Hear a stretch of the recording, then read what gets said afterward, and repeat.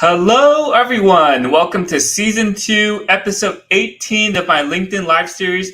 I'm joined today by Leo Prada, all the way from Argentina. He's a technical project manager, a podcast guest, and also the founder of the hashtag Meet Leo's Contacts. How are you doing today, Leo?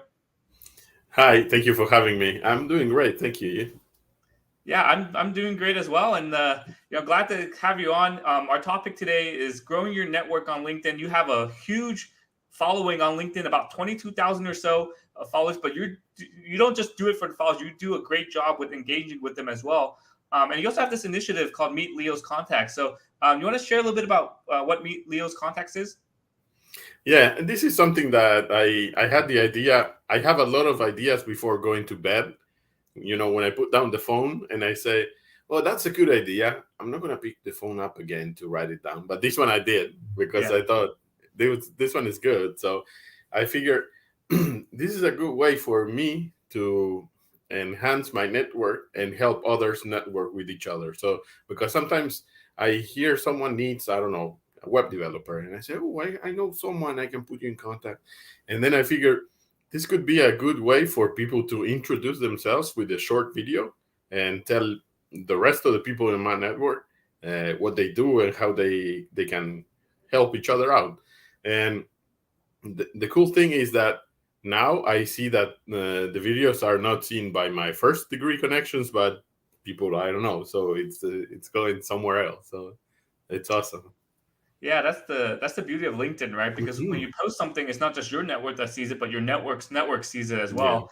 And I mean, we're both of us, right? Both of us are on LinkedIn to help others, right? We're not trying to, gain, 100,000 followers or something. We're just here because we have a network, we have experiences, we have knowledge that we want to share with others. And I also owe you a video, so I need to get back There on you do my Meet Leo's Contacts video as well. So go. before we get into our topic, do you want to introduce yourself, Leo?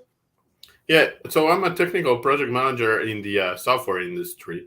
I worked 15 years in a construction company, and when I was laid off about 6 years ago, I had a pivoting moment in life. I had the severance pay, and I had to decide what to do. So I did a bootcamp training for web development, and that led me to the next job, and that went to the next one. Everything connected, and it got me to here where right now I'm actually looking for a job as a technical project manager Mhm.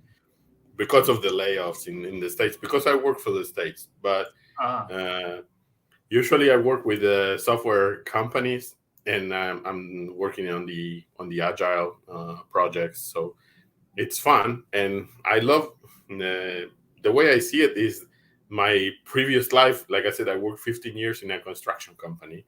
That part of my life prepared me to being a project manager, what I love to do, because it was a job where I was in contact with everyone within the company, and that's what you do as a project manager. In my picture on LinkedIn above, I have a phrase that says the P in project management is more people management, Mhm. because you have to interact with your team, you have to interact with the customer, and your bosses in the company. Everybody is you're connected with everyone, and that's what I like about that role.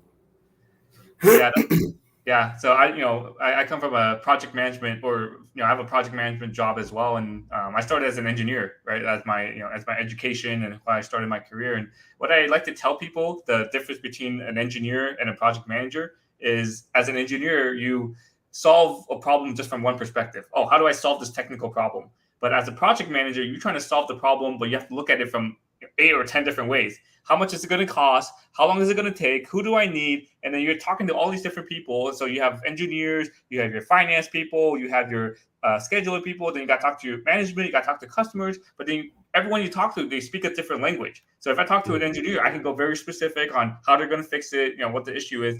But if I talk to management or the customer, I have to be like one sentence summary about what's wrong and what Of I'm going to do course, about it. yeah, So that was you the have to biggest challenge. be a translator in a way Yeah, between those two languages and or different languages. Yeah. yeah, that And was the the thing is biggest. that when you're doing stuff, you're maybe, like you said, you're thinking about the solution. And this is something I saw in the construction company a lot. The engineer is thinking about something and he says this is the best way to do it, But then you go to the construction site and they say, we can put in the crane to pick up the pipes or whatever. So it's something that project management has to, although they say that a project manager should be agnostic to whatever he's controlling or she, and you should be able to manage any type of projects. I think you have to know the business that you're working with, because you have these little nuances, and you have to know if this engineer is doing this, how is that going to impact on the rest of the team or the customer? Or yeah, exactly. And it's what I like to say as well. As an engineer, you pull information from one bucket, but as a project manager, you have 8 or 10 different buckets to pull from your head. So you have to be able to pull information very quickly, take all that information, and then translate it to whoever you need to talk to. So it took me a while to get used to that, but it's just a different way of thinking, and it was that was my biggest challenge. Right, you had to do the change in your hats, head. right? Yeah, but I think it's enriching in a way, because especially like I had the good luck of having coworkers who love to teach. So something I don't know, then I would ask them, how does this work, and they would explain it to me. So it's all the it's a gain for me as well, because now I have the knowledge they shared with me. So yeah, exactly. Yeah, so awesome. Having a good team to support you definitely helps. So now let's get started on our main topic here: growing your network on LinkedIn.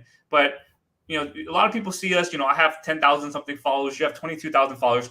We didn't do that overnight, right? We all started somewhere. So Leo, do you mind sharing? How did your LinkedIn journey start, and how did you get to where you are today? Yeah, back in 2008, I opened up Facebook and LinkedIn. I didn't know what they were, but I said, okay, everybody's talking about this. I'm going to open a Facebook profile, and I'll open up a LinkedIn profile. In LinkedIn, I put my picture and I put my basic information, and I think it stayed like that for 4 years or something, because back then in 2008, it was nothing more than a compilation of people's resumes, and then that was about it. People would talk to each other, and I've seen, because you can download your information, all your historic information, and I went to my posts, and for about 2 years I was just sharing other people's posts, like share, and that was it. I wasn't saying anything about it, and before that I wasn't doing anything. So it took me a while, but once I left the construction company and moved on to the IT world, that's when I started to get active. At the beginning, my goal was adding to my network people from human resources in companies which I would love to work at, or people who had the role that I wanted, or people who were above the role, stuff like that. So that was the beginning.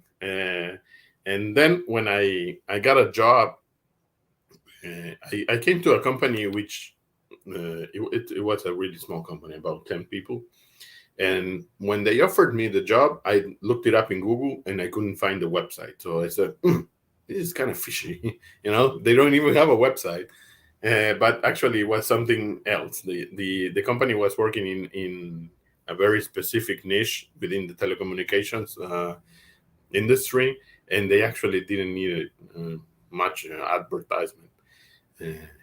But one of my roles, I was working as a project manager, but one of my roles, which my boss asked me if I could help out, it was with positioning the company.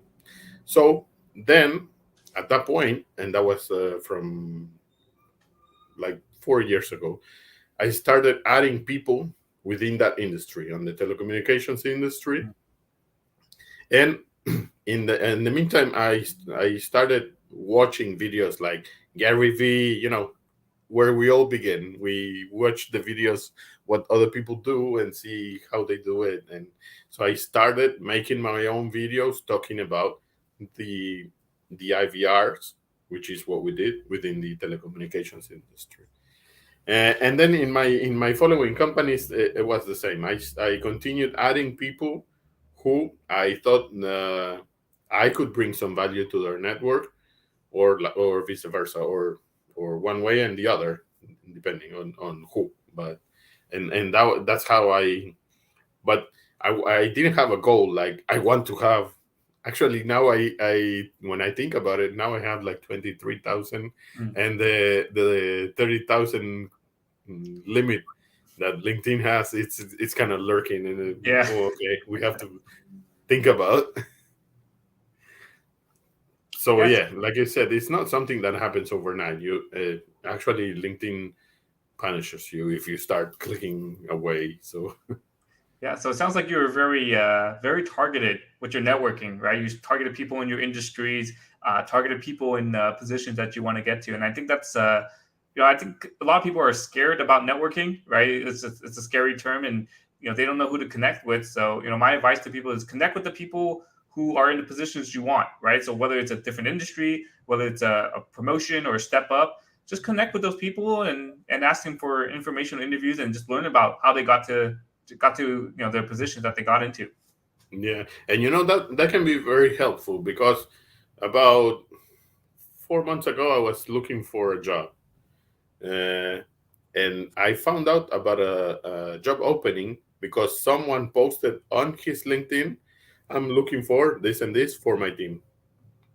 And then I went to the website for that company, and the job opening was not listed. And then I went to LinkedIn Jobs, and it was not listed at all. So if we hadn't been connected, I wouldn't even hear about the opportunity. So Yeah. Oh, that's great. Right. So mhm. this is why I like what your Meet Leo's contacts. That's why it's so effective, right? Because people can share what they're looking for, what they need help in, and because you have such a large network, and we talk about this, even the second degree connection, see it, you're bound to find someone who can fill your position or who can have a position open that you can fill as well. So that's why I really admire what you do with the Meet Leo's contacts, and it's grown quite a bit. When did you start doing that? The Meet Leo's contacts. It was about October last year. So 8 months, 10 months. I don't know the calculations, but How yeah, many? How many do you have now? How many videos do you have now? 70 something. Yeah, but you know what's interesting? Like I said, right now I'm looking for a job, and someone contacted me, and he said, "Hey, I heard you're looking for a job. I found this," and I look at his profile, and it's a third degree connection. So Oh, and that was for me. That was wow. This is that's awesome. crazy. Yeah. Yeah. So, do you have anything else to add here? About why networking is important, right? You're saying, we shared examples about finding jobs or finding people to fill in your positions. We talked about information interviews, connecting with people. Do you have any other things you want to share about why networking is important? For me, it's great. I'm not. I have been to actual networking events in real life, and I'm a bit shy somehow, and those don't work for me Mm. because I'm I don't know. I'm better at typing and connecting like this. So for me, it was way better than doing like the real stuff in actual in life. But what I see is that, for instance, if I go to San Francisco, then probably I will meet with you afterwards. So because the starting point is different. Yeah, Yeah. I think this is great, and it helps us out because once you start sharing, well, I share all kinds of things. Some people would say some of my content is this is not for LinkedIn. The LinkedIn police would probably send me to jail for my content, but I try to talk about how I feel, and then I see that other people feel the same, and they say thank you for sharing. I went through the same, or I'm going through the same, good and bad things related to what I do as a project manager or not. So it's kind of a mix, like in life. Yeah, exactly. And I find that the posts where not just my post, but anyone's post where it's very personable. I just went through the struggle, or I just achieved something. Those get the most engagement, right? It's not Mhm. the professional, quote unquote professional ones where you give specific advice on how to do something, or the more personal post, because that's how you connect with people. People connect with people, right? They hear, oh, I Of course. struggled with my job search and I finally got an opportunity. There's a lot of people who are in the same situation, so they like hearing stories like that. They engage with stories like that. And then you're talking about, if whenever you come out to the San Francisco Bay Area, we'll meet each other. What I like to do is whenever I travel, I like to go on LinkedIn and see who I know in that city, and I hit them Oh, up. that's Say, hey, you awesome. want to meet up, get coffee, get lunch or dinner? And I did that recently. I had a trip to New York and Yeah, I Washington saw that. D.C. a couple Yeah, weeks ago, so I met that up was with three great. LinkedIn friends. Yeah, that's great because you get to connect in a different level. Like I said, sometimes for me it's kind of difficult having so many people. Some of them I'm in direct contact almost constantly, and some of them they just kind of fade away. And I'm guessing it's not only for me like that. So this is a good strategy when you go somewhere and see who's there and meet and talk about stuff in real life. It's awesome. Yeah. Yeah, it's like you've connected with them virtually over the past few years. But once you meet in person, it just makes that connection so much stronger. And I mean, unfortunately, you have to prioritize, right? I probably have like 300 plus people in New York that I'm connected with, but I have to prioritize who has been engaging with me the most, who do I support a lot, and you just have to prioritize Mhm. that way. Of course. Yeah. Yeah. That's something you have to do. So let's move on to our next topic here. You want to share a little bit more, Leo, about how you built such a large network, right? It's not just you just randomly adding people, but you're very strategic about it. So you want to share a little Well, bit more about how you built such a large network of 22 or yeah. 23,000 followers? I think at the beginning I wasn't that strategic because I was just trying to figure out what is going on. Uh, like I said, I think the first year in LinkedIn I had one connection, so she's still there in my list, and we don't talk. But yeah, at the beginning I wasn't that strategic, because I wasn't sure what to do. So I said, okay, let's add, like I said, human resources people and stuff like that. And then later on, I started shaping that. So, for instance, I follow you and I see some of the people you interact with have something interesting for me, then I will add them. Or, or I see someone who may be a good candidate for Mid Leo's contacts, then I will talk to them and see if they want to join. Usually, if I see that someone who, I don't know, there's one guy, Julian, he's from Australia, and he teaches people how to be in front of the camera. He's been filming videos for National Geographic for like 25 years, and now she's helping others.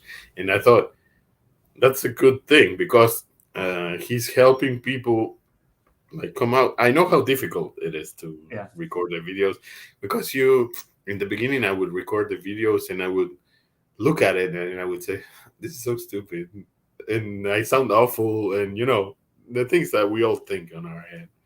And then I figured out, who cares? Let's do that. Exactly. Yeah, I like it. So yeah.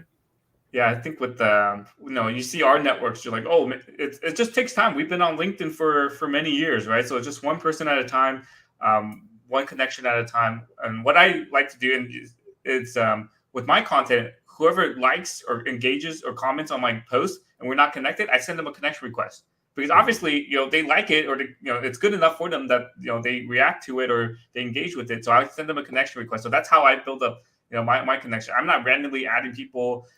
There's certain posts from I see on my newsfeed from a second degree connections. If I really like their post, then I send them connection because hey, I just like your content. I just want to follow you as well. And so it's just it's not really a competition on who can get the most followers, but just over time you just connect with people who are like minded, who have similar interests with you, who you maybe you're inspired by as well. Yeah, I think that's the key point. I do have one like internal policy, which is if they have like three connections and no picture, then I don't know. I think about it twice. Yeah, Depends. I get some of those as well. It feels like it's Because you have to start somewhere, but some of them, it has like a, I don't know, a name that sounds like from a one region of the world, but then it says that they're somewhere else, and if it looks fishy to me, then I yeah. don't accept it. Yeah, no, exactly. If it might be a bot or it might be automated or something like that. So, and then Leo, so you have such a huge network, you can't possibly keep track or keep up with everyone. But how do you build a quality network? Like, how do you keep in touch with the people you want to keep in touch with? Like, what systems do you have in place, or what is your strategy with building those quality connections? I haven't figured out the strategy yet. Yeah, I go by, like for instance, recently I launched like a website for the Meet Leo's contacts. So what I did was I looked in my conversations, and then I saw people who I interacted with about it, and then I said, "Look, I made a website for it," and that's what I do. There are people who constantly show up in my feed because they're active and we interact. So with them, I'm on like on a daily basis in contact. Mm. Uh, and then there are some unexpected, like I have a connection who she likes every single post I post, but she's not much of a poster. So, but we talk like how you doing and stuff like that. But every time I post something, I see she liked it, so she shows up in a way, because there are some people who, and I did that at the beginning as well. I was showing up by liking or saying like a short comment. That's like the way we start, and then eventually, or not, but eventually you decide to take the leap and start talking about what you like. Yeah, I have a couple connections like that where they like pretty much all of my posts. But I have someone else. I'm not going to say her name. But every time I post, she sends me a message about the post. So like she's commenting on it, but then she doesn't want to comment on it. So I'm trying to get her to To build more actually confidence comment. to actually comment on the post. But it's all insightful, right? Like all her messages are great as well. What I do is, and then this should be a much easier way of doing this, but I manually keep track of who likes and comments on each of my posts, and I have Mhm. it all in Excel, and then I can do like metrics and analysis on it, so I can see who engages the most on my post, and and how frequent they have, right? So if someone who comments quite a bit on my post, but they haven't like engaged on me in a while, then I can say, hey, I send a message, hey Leo, how have you been? Right? I haven't heard from you in a while. That's just my Yeah. way of keeping track with people. And then what I do as well is like um, for those who engage the most on my posts, I look at their LinkedIn profile so I can find what location they're at. And then whenever I travel, hey, just because you've been supporting my content this whole year or over the past couple of years, I want to meet you in person whenever I have the opportunity to. So that's how I keep track of my quality That's network. that's good. Yeah. I would probably need to do something like that. I'll figure something out. There must be a faster way because it's a manual process. So we're near the end of our live stream here. Leo, thank you so much for sharing your LinkedIn journey. Meet Leo's contacts, how you built such a quality network. We talked a little bit about project management as well. This is Leo's LinkedIn profile, linkedin.com/in/Leonardo Prada, but he goes by Leo by short. So, Leo, I just want to give you the last couple minutes here to make your plug. What do you need help with? How can you help others, or anything else you want to share? Yeah, actually, like I said, I am doing this Meet Leo's contacts because I love what comes out of it. Right now, I'm looking for a job, and that's something like temporary because I'm sure I'll find a job soon. Uh, what I love the most is when I get to combine those two because I actually like doing project management. Before, when I worked in a construction company, I didn't like my job, and I know what that's like. I did it for 15 years, Yeah. so I think it's something that it sounds cheesy because everybody says it, but you have to find something that you like to do at work, even though you don't like the whole thing. Maybe try to find something that you like because it's where you spend a lot of time, and I'm lucky. I get to do what I like, and and I also get to do this. I mean, I need time for my family as well, but Yeah. because I have two children. But yeah, this is something I don't see as a burden or like a extra job. Everything I do in LinkedIn is because I like it. So Mhm. and for me, it's been great. Yeah, I feel the same way. So, I'm not posting on LinkedIn to make money, to get, a bunch of clients. The true reason why I'm posting on LinkedIn is because I want to help others, right? And I do these live streams Yes. because I get different guests who bring in different perspectives. So Yes. again, it makes it less of a chore, but more of a hobby, right? It's more fun to do as well. So It is. make sure if you're looking for a technical project manager, someone with the software experience, make sure you reach out to Leo. If you have any opportunities, Leo's such a great guy, such a helpful guy. He does Meet Leo's Contacts. Here's his website there, meetleoscontacts.ar. This is a new website, right? It just came out within the last week or so. Yeah.